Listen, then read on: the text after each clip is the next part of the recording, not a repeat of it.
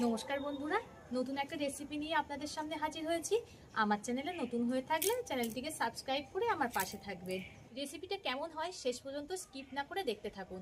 কেমন হয়েছে অবশ্যই কমেন্ট করে জানাবেন। তা চলুন আর কথা না বাড়িয়ে ভিডিওটা শুরু করা যাক। দেখুন আমাদের সজনে গাছে কত ফুল হয়েছে। এই সজনে ফুল দিয়েই একটা রেসিপি আপনাদের করে আজকে দেখাবো। সজনে গাছের কিন্তু ফুল থেকে শুরু করে ডাঁটা পাতা সবই উপকারী।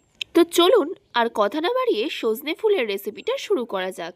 এখানে আমি পুরো ফ্রেশ সজনে ফুল নিয়েছি। দেখুন ফুলগুলো একদম পুরো ফ্রেশ। একটা বড় বাটি নিয়েছি, এর মধ্যে ফুলগুলোকে দিয়ে দেব। ফুলগুলো যেহেতু গাছের নিচ থেকে কোড়ানো, তাই এগুলো একটু ভালো করে ধুয়ে নেব। ঠিক এমনভাবে জল পাল্টে পাল্টে 2-3 বার ধুয়ে নেব। ফুলগুলো খুব ভালো করে ধুয়ে নিয়েছি জল পাল্টিয়ে পাল্টিয়ে। এবার রান্নাটা শুরু করা যাক। আমি উনুনের জালটা ধরিয়ে কড়াটা গরম হতে বসিয়ে দিয়েছি। কড়াটা গরম হয়ে গেছে, কড়াতে দিয়ে দেব সর্ষের তেল। তেলটা গরম হয়ে গেছে, এতে দিয়ে দেব কালো জিরে ফোড়ন। ফোড়ন থেকে একটা সুন্দর মিষ্টি গন্ধ বেরালে এতে দিয়ে দেব কেটে রাখা আলু আর গাজর। আলু আর গাজর এমন গোটা গোটা করে কেটে নিয়েছি। অনেকে তেলে 5 ফোড়ন দেন, কিন্তু 5 ফোড়নের থেকে কালো জিরে ফোড়ন দিলে সেটা খেতে বেশি ভালো লাগে।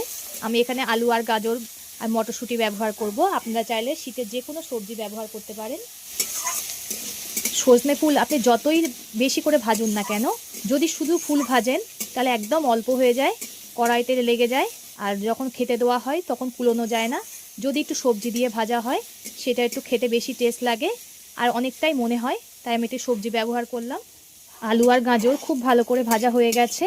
এবার এতে দিয়ে দেব মটরশুঁটি আর একটা ছোটো সাইজের টমেটো কুচি। দিয়ে দেব স্বাদ মতো লবণ। লবণটা দিয়ে আবারও সব কিছু খুব ভালো করে কষিয়ে নিতে হবে। টমেটোটা গলে গেছে আর সব কিছু খুব ভালো করে কষানো হয়ে গেছে। এবার ধুয়ে রাখা সজনে ফুলগুলো দিয়ে দেব। সব কিছুর সঙ্গে ফুলটাকে খুব ভালো করে ভেজে নিতে হবে। সজনে ফুলটা শীতের সময়ই পাওয়া যায়, তাই এই সময় এই রেসিপিটা একবার হলেও ট্রাই করে দেখবেন। আর সজনে ফুল খাওয়া আমাদের শরীরের পক্ষে খুবই ভালো। এই সবজি দেওয়ার ফলে ফুলের যে একটা হালকা তিতো ভাব আছে সেটাও থাকে না। একবার হলেও এইভাবে ট্রাই করে দেখবেন, সকলেরই খুবই ভালো লাগবে। আর বাচ্চারা তো খুবই পছন্দ করবে এই রেসিপিটা। দিয়ে দেবে পরিমাণ মতো হলুদ গুঁড়ো। হলুদটা দিয়ে আবার একটু ভেজে নিতে হবে। প্রথমেই তো বলেছিলাম ফুল যতটাই না দেন না কেন সে একদম অল্প হয়ে যাবে। দেখুন পুরোটা অল্প হয়ে গেছে। আমি খুব সুন্দর করে সব কিছু ভেজে নিয়েছি। এবার এতে অল্প করে জল দিয়ে দেব, একদম অল্পই দেব জল। এবার ঝোলটাকে একটু ফুটিয়ে নেব।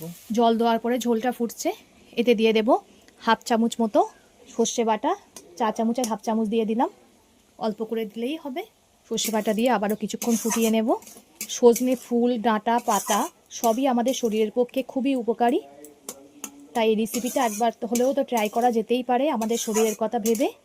রেসিপিটা বানিয়ে কমেন্ট করে জানাবেন কেমন হয়েছে খেতে। আমার সব কিছুই খুব সুন্দর গলে গেছে আর ঝোলটাও কমে এসছে, একেবারে শুকিয়ে গেছে। এবার এতে দিয়ে দেব আখের গুড়। আপনারা চাইলে চিনিও ব্যবহার করতে পারেন। আমি চিনি খুব একটা ব্যবহার করি না, যেহেতু চিনিটা স্বাস্থ্যের পক্ষে ভালো না। আবারও 1 মিনিট মতো একটু কষিয়ে নেব। আখের গুড়টা দিয়ে 1 মিনিট মতো কষানোর পর এতে দিয়ে দেব একটা কাঁচা লঙ্কা। আমি এখানে ঝালটা অল্প করেই দিলাম, যেহেতু বাচ্চারা খাবে।